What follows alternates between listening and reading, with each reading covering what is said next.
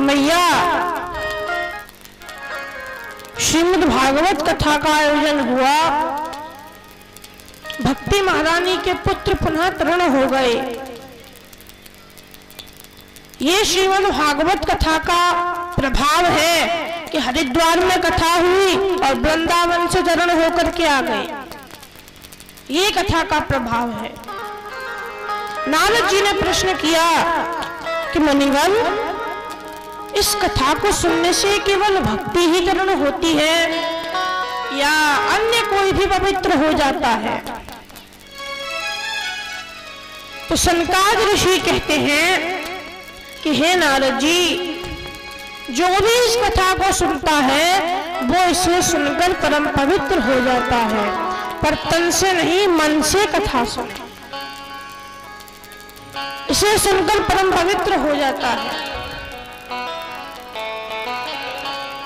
और केवल मनुष्य ही नहीं, जिस मनुष्य ने ये मानवा पाप कृतस्तु सर्वदा सदा दुराचार रता विमार्ग का, जो मनुष्य सदा दुराचार, पापाचार, भ्रष्टाचार, अत्याचार इत्यादि मार्गों पर ही चलता रहता हो, जिसने जीवन में कभी भी एक बार भगवान का नाम ना लिया हो, ऐसा व्यक्ति भी मरने के बाद भी कहीं भूत प्रेत की योनि में जाकर के कथा सुनता है ना, तो वो भी परम पवित्र हो जाता है।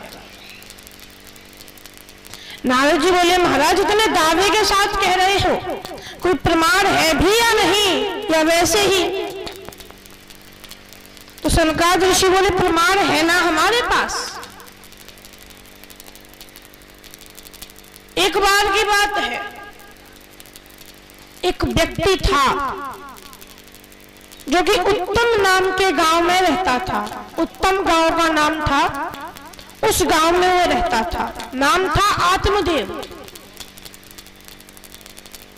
व्यक्ति का नाम था आत्मदेव और उत्तम गांव में रहता था। तुंगभद्रा नदी के किनारे वो गांव था। इसकी पत्नी का नाम था श्रीमती धुंधली देवी। धुंधली, और जैसा नाम वैसे ही काम। पति देव तो बेचारे सीधे साधे, और ये इनकी देवी जी जब तक पड़ोसी से लाठीचार्ज ना हो जाए तब तक पेट का भोजन ही हजम नहीं होता। इनके बिल्कुल विपरीत। इनके कोई संतान ना थी, भगवान का दिया हुआ सब कुछ था, धन संपदा वैभव सब कुछ था। संतान ना थी, इसीलिए दुखी रहता। तो एक बार ये ब्राह्मण वन में चला गया और वन में जाकर के रोने लगा, संतान के लिए रोने लगा। तभी वहां से एक संत गुजर रहे थे, वो आए। उन्होंने देखा अकेले में रो रहा है, जरूर भगवान के लिए रो रहा होगा। आकर के पूछा, बताओ तुम्हारा रोने का क्या कारण है? तुम क्यों एकांत में यहाँ वन में रो रहे हो?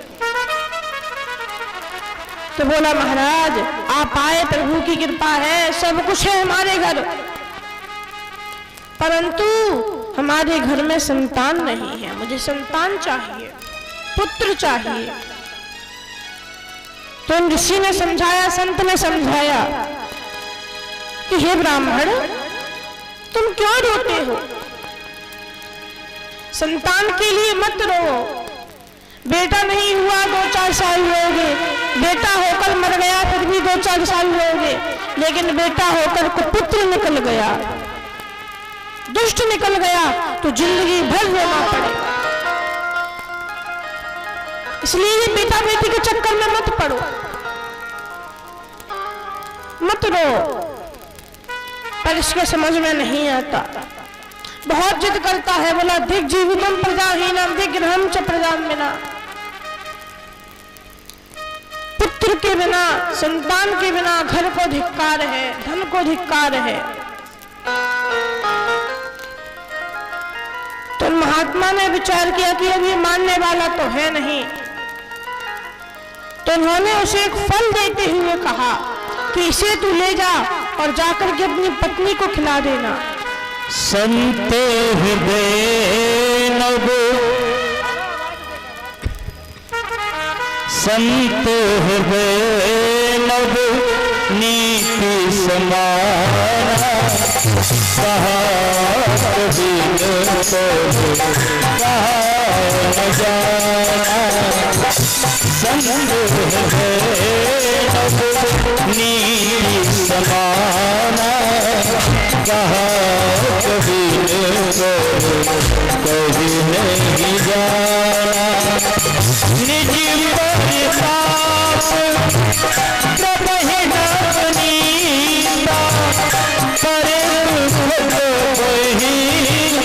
संत सुनीता श्री राम जय राम जय जय राम श्री राम जय राम जय जय राम।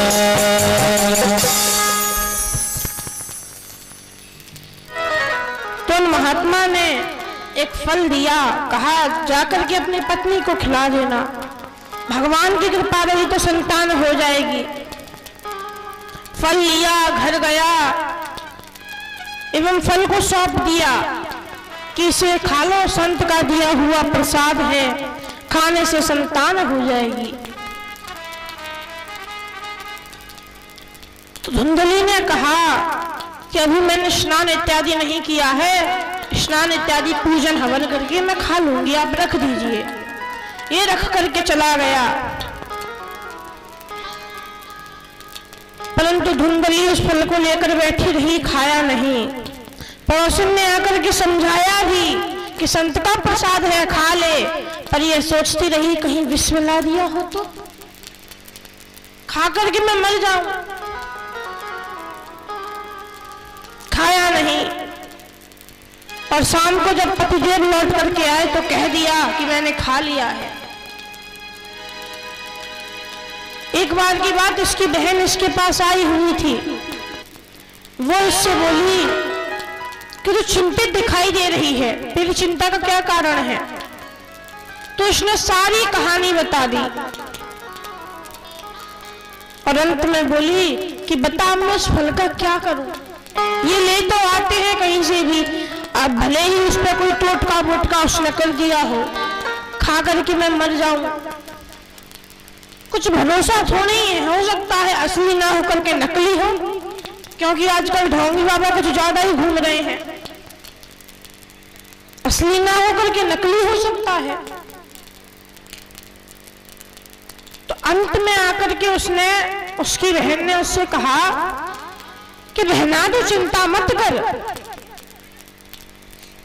तो बिल्कुल चिंता मत कर, देख मेरे यहाँ तो वैसे भी पुत्र है और इस समय मैं गर्भवती हूँ, अब की बार जब मेरे पुत्र होगा ना तो तू ले लेना, बस बदले में मेरे पति को थोड़ा सा धन दे देना, थोड़ा सा पैसा दे देना, क्योंकि वो तो पैसे के बहुत लालची हैं। पैसे के लिए, धन के लिए तो वो अपने बेटे को क्या स्वयं को भी बेच दे, इतने लालची हैं। तो उसने कहा ठीक है बहना, तूने तो आकर एक पल में ही सारी समस्या का हल कर दिया, सारी समस्या का समाधान निकाल दिया। वाह, यदि बहन हो ना तो तेरे जैसे एक पल में ही सारी समस्या का समाधान निकल जाए। अंत में आकर के वो फल नहीं खाया, आपस में बात कर ली, पर अब समस्या ये कि फल तो खाया नहीं तो उस फल का अब क्या करें? कहीं हमने फेंक फाक दिया, अभी नजर उनकी पड़ गई तो क्या होगा? तो बहन ने एक उपाय और दे दिया, तू चिंता फिर क्यों करती है, इस फल को तू अपनी गाय को खिला दे, तेरी गाय बरसों से तेरे घर में खड़ी हुई है, इसके अभी तक कोई बछड़ा नहीं हुआ, इसे ही खिला दे, देखिए तो इस फल का प्रभाव आखिर क्या होता है। तो उसने वह फल उस गाय को खिला दिया। समय धीरे धीरे बीतता रहा, कुछ माह पश्चात इसकी बहन के बेटा हुआ, तो आधी रात को ला करके इसके पतिदेव ने इसे सौंप दिया और बदले में थोड़ा सा धन लेकर के चले गए।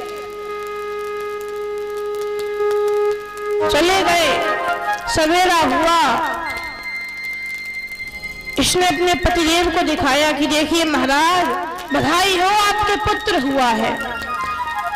ढोल नगाड़ों के साथ बढ़िया उसके संस्कार हुए और अब उसके भी कुछ माह पश्चात उस गाय को जिसने उसे फल खिलाया था, उस गाय के भी एक पुत्र हुआ। उसकी आकृति, उसका शरीर कैसा था? एकदम मनुष्य जैसा, पर कान उसके गाय जैसे थे। कान गाय जैसे और शरीर मनुष्य जैसा। और उसका नाम रखा गया गोकर्ण। और जब धुंधली के